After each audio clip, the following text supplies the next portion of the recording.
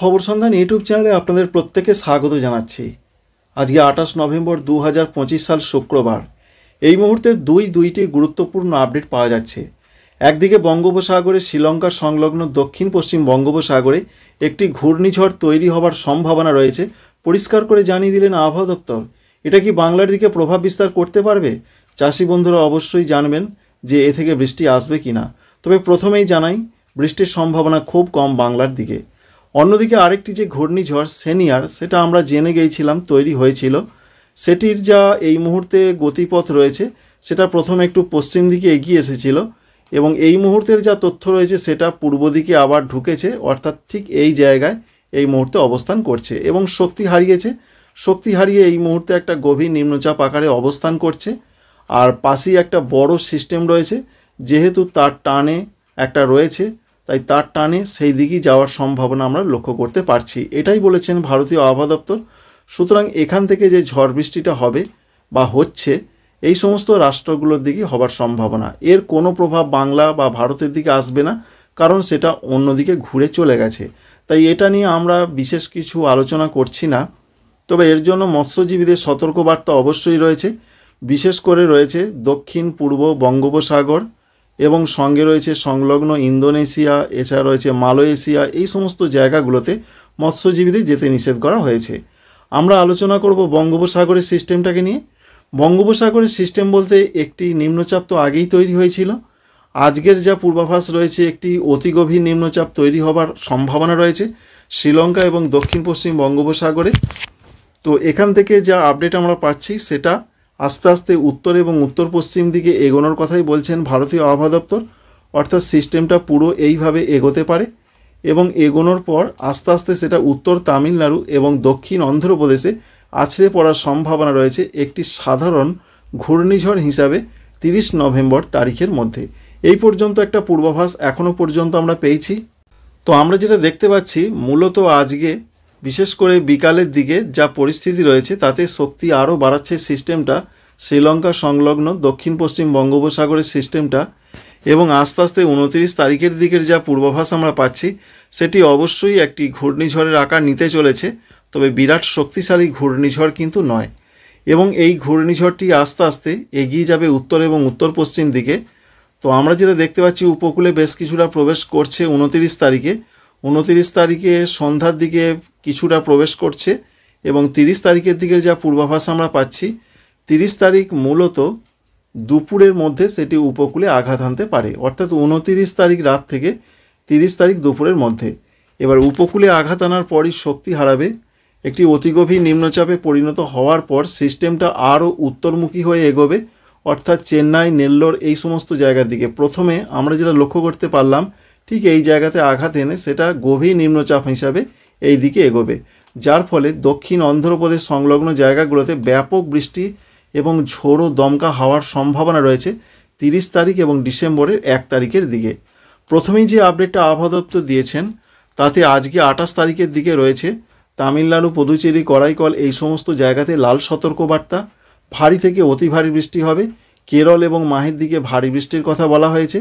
সঙ্গে প্রচণ্ড গতিতে দমকা ঝড়, প্রায় 45 থেকে 55 কিলোমিটার বেগে দমকা ঝড় থাকবে।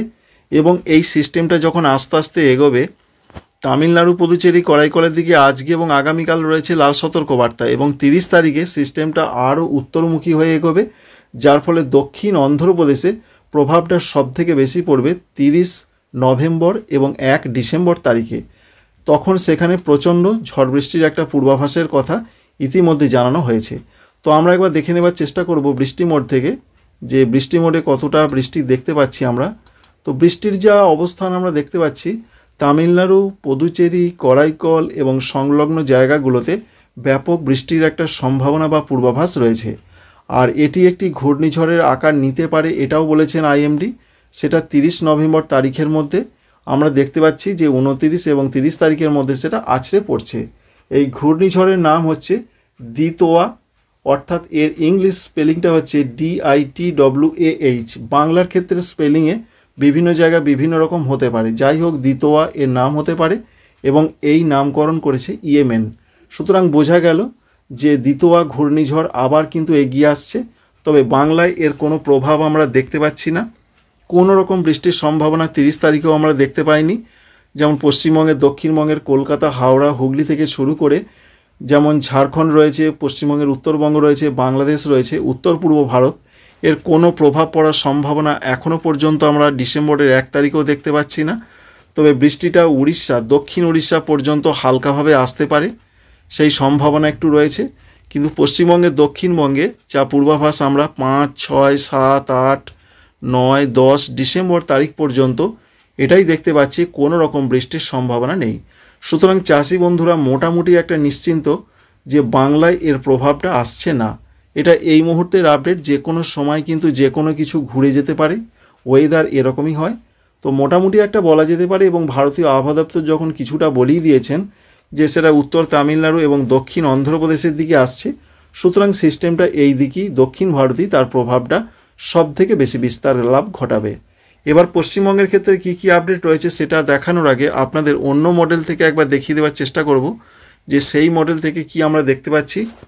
আমরা এতক্ষণ দেখছিলাম ECMWF, GFS মডেল থেকে যে আপডেট আমরা পাচ্ছি সেই সিস্টেমটা একই জায়গায় আছড়ে পড়ার সম্ভাবনা রয়েছে, অর্থাৎ তামিলনাড়ু এবং দক্ষিণ অন্ধ্রপ্রদেশের দিকে।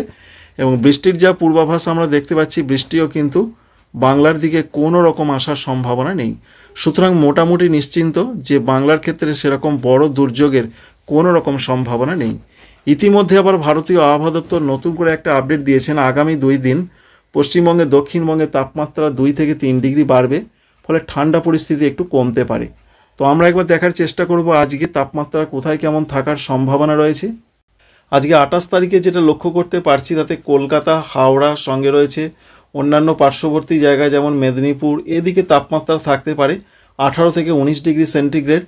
মোটামুটি একই রকম, একটু হয়তো ঠান্ডাটা কম থাকতে পারে। বর্ধমান জেলার দিকে ঠান্ডাটা একটু কম থাকারই সম্ভাবনা রয়েছে, কারণ 17-18 থাকতে পারে। বর্ধমান, নদিয়া, মুর্শিদাবাদ ঠান্ডাটা একটু কম থাকতে পারে। অন্যদিকে পশ্চিম দিকের জেলা যেমন রয়েছে, যেমন পুরুলিয়া রয়েছে, বাঁকুড়া রয়েছে, এদিকে দেখতে পাচ্ছি আমরা 15 থেকে 17 থাকবে। সুতরাং এখানেও ঠান্ডা পরিস্থিতি একটু কম থাকবে বাঁকুড়া, পশ্চিম বর্ধমানে। তবে পুরুলিয়াতে ঠান্ডা কম থাকার সেরকম বিরাট কোনো সম্ভাবনা দেখা যাচ্ছে না। ঝাড়গ্রাম, এছাড়া রয়েছে পার্শ্ববর্তী পশ্চিম মেদিনীপুর, এখানেও তাপমাত্রা বেশ কিছুটা নিচের দিকে, ঠান্ডা ভালো রকম বজায় থাকবে। যে সমস্ত জায়গাগুলো ঠান্ডাটা কম থাকার সম্ভাবনা আমরা দেখতে পেলাম, কলকাতা, হাওড়া, হুগলি, 24 পরগনা, পূর্ব বর্ধমান, নদিয়া, মুর্শিদাবাদ, এই জেলাগুলোয় ঠান্ডা একটু কম থাকবে আগামী 2 দিন। তার পরবর্তী 2 বা 3 দিনে বিরাট কোনো পরিবর্তন হবে না, এটা পরিষ্কার করে জানানো হয়েছে আলিপুর আবহাওয়া দপ্তরের তরফ থেকে। উত্তরবঙ্গের জেলাগুলোর যা পূর্বাভাস পাচ্ছি আমরা, তাতে যেমন কুচবিহার, আলিপুরদুয়ার, জলপাইগুড়ি থেকে মালদহ, প্রত্যেকটা জেলার দিকে এখানেও 2 থেকে 3 ডিগ্রি তাপমাত্রা বাড়ার কথা বলা হয়েছে, ঠান্ডা একটু কম থাকবে। সেরকমই আজকে আমরা লক্ষ্য করতে পারছি কিছুটা অন্তত, এবং গতকাল আমরা লক্ষ্য করতে পেরেছি, গতকাল থেকেই ঠান্ডা একটু কমার কথা বলা হয়েছিল। তাই পশ্চিমবঙ্গের, উত্তরবঙ্গ ঠান্ডা একটু কম থাকবে। বাংলাদেশের দিকের যা পূর্বাভাস আমরা দেখতে পাচ্ছি, বাংলাদেশের দিকে তো কোনো বৃষ্টির সম্ভাবনা আপাতত নেই। তাপমাত্রা থাকতে পারে 18 থেকে 19 ডিগ্রি সেন্টিগ্রেডের মধ্যে। রাজশাহী, রংপুর, ময়মনসিংহ, ঢাকা, এই সমস্ত বিভাগের দিকে ঢাকাতে 20 ডিগ্রি থাকতে পারে। সিলেটে ঠান্ডা বেশি থাকবে, 16 ডিগ্রি দেখতে পাচ্ছি আমরা। আর দক্ষিণাঞ্চল যেমন খুলনা, বরিশাল, চট্টগ্রাম, এদিকের যা পূর্বাভাস রয়েছে, এদিকে 18 থেকে 20 ডিগ্রি থাকতে পারে। চট্টগ্রাম বিভাগে 20 ডিগ্রি থাকবে, সেখানে তাপমাত্রা একটু হালকা বাড়ার জন্য ঠান্ডাটা কম থাকবে। ত্রিপুরার দিকের যা পূর্বাভাস, এখানে ঠান্ডাটা ভালো রকম থাকছে, এখানে 16, 15 এরকম থাকবে, যার ফলে ত্রিপুরার দিকে ঠান্ডা ভালো রকম বজায় থাকবে। সুতরাং বন্ধুরা বুঝতে পারলেন যে দ্বিতীয় ঘূর্ণিঝড় কিন্তু আসছে, এমন একটা নতুন করে সম্ভাবনা তৈরি হয়েছে। তবে তা বাংলায় কোনো প্রভাব ফেলতে পারবে না এখনও পর্যন্ত আপডেট। তবে মেঘলা মেঘলা আকাশটা একটু থাকার সম্ভাবনা রয়েছে, কারণ যেহেতু তামিলনাড়ুর সংলগ্ন জায়গায় সিস্টেম রয়েছে, তার হালকা একটা মেঘলা আকাশ দেখতে পাচ্ছেন পশ্চিমবঙ্গের দিকে আসতে পারে, সেই সম্ভাবনা রয়েছে। বিশেষ করে 30 তারিখ, ডিসেম্বরের 1 তারিখ, এই 2 দিন বেশ মেঘলা মেঘলা আকাশ থাকবে। দার্জিলিং, কালিম্পং থেকে শুরু করে একেবারে কলকাতা, হাওড়া, হুগলি, 24 পরগনা, ঝাড়খণ্ড, এছাড়া বাংলাদেশের দিকে হালকা মেঘলা আকাশ, এমন একটা সম্ভাবনা প্রধানত আমরা লক্ষ্য করতে পারলাম। তো এই পর্যন্ত আপডেট আমরা পেয়েছি যে দ্বিতীয় ঘূর্ণিঝড় নতুন করে আত্মপ্রকাশ করছে। সিনিয়র ঘূর্ণিঝড় অন্যদিকে চলে গেছে, অন্য রাষ্ট্রের দিকে চলে গেছে, কিন্তু দ্বিতীয় ঘূর্ণিঝড় তামিলনাড়ু, দক্ষিণ অন্ধ্রপ্রদেশে আছড়ে পড়ার একটা নতুন সম্ভাবনার কথা জানিয়ে দিয়েছেন ভারতীয় আবহাওয়া দপ্তর, যে আপডেট খুবই গুরুত্বপূর্ণ এবং নির্ভরযোগ্য। আশা করছি ইনফরমেশন আপনাদের যথেষ্ট ভালো লেগেছে, কাজে লেগেছে। আপনি কোন জেলা থেকে দেখছেন অবশ্যই জেলার নাম জানাবেন এবং আপনার ওখানে আবহাওয়া কেমন রয়েছে কমেন্ট করতে ভুলবেন না। Thanks for watching.